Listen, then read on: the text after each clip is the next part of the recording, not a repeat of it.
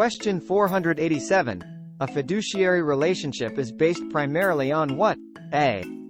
Money. B. Trust. C. Properties. D. Law. Correct answer is B. Trust. Trust is the cornerstone of any healthy personal and business relationship. Licensees act as a fiduciary with their clients.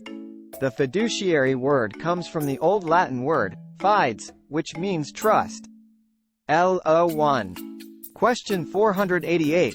Article 1 of the Constitution listed slaves as what? A. Non-citizens. B.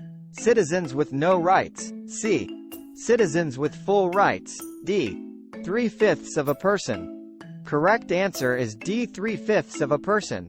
Article 1 of the Constitution listed slaves as 3/5 of a person when determining a state's population numbers for political representation purposes in Congress.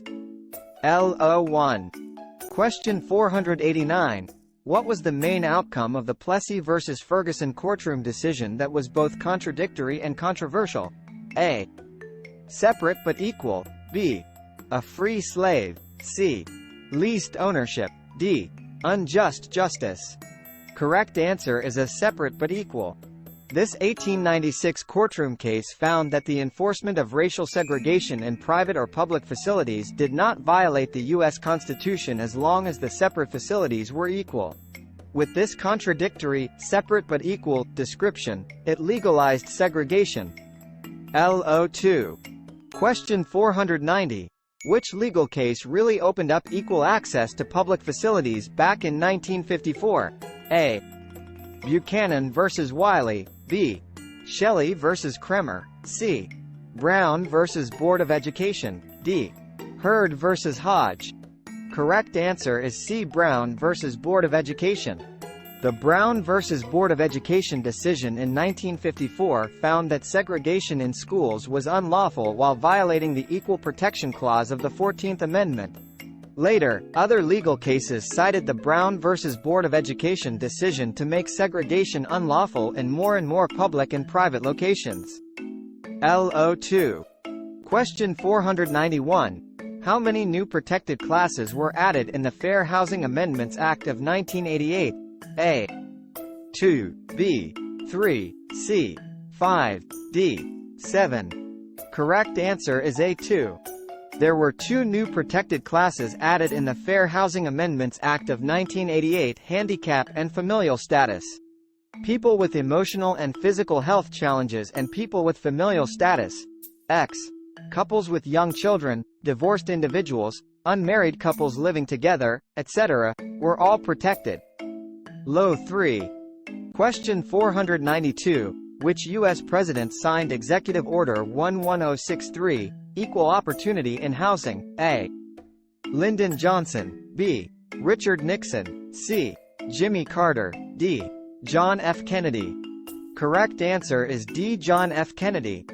President John F. Kennedy signed Executive Order 11063 back on November 20, 1962. The order prohibited discrimination in the sale, leasing, rental, or other disposition of properties and facilities owned or operated by the federal government or provided with federal funds. LO3. Question 493. The Rumford Act in California is also known as what? A. Civil Rights Act. B. Unruh Act. C. Fair Employment and Housing Act. D. Bureau of Real Estate. Correct answer is C. Fair Employment and Housing Act. The Rumford Act is also referred to as the Fair Employment and Housing Act. It was named after an African-American assemblyman in California named William Byron Rumford. The purpose of this act was to offer state protections and enforcement power to fight against discrimination in housing and employment. LO4. Question 494. Who is more likely to engage in the illegal act of redlining? A. Lenders. B. Sellers. C. Real estate licensees. D. Landlords. Correct answer is A. Lenders. It's lenders and mortgage brokers who are the most likely to attempt the illegal redlining strategy. This is where they refuse to lend money in certain neighborhoods due to concerns about racial makeups or other protected class factors like the residents being too old. Low 4. Question 495.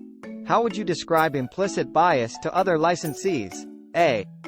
A conscious act. B. An obvious act. C. Automatic or subconscious beliefs. D. Fair and ethical. Correct answer is C. Automatic or subconscious beliefs. Implicit bias is more of a subconscious or automatic thinking even if the person is unaware of it. It can be both harder to prove, depending upon the situation. Low 5. Question 496. What would be the least likely example of proof for an explicit bias claim? A. Offensive texts. B. Outrageous emails. C. Controversial advertisement copies. D. Unspoken thoughts. Correct answer is D. Unspoken thoughts. An explicit bias claim is more obvious and blatant. Examples would include texts, emails, ads, and voicemails. They would probably not include an allegation of unspoken thoughts like seen in implicit bias claims. Low 5.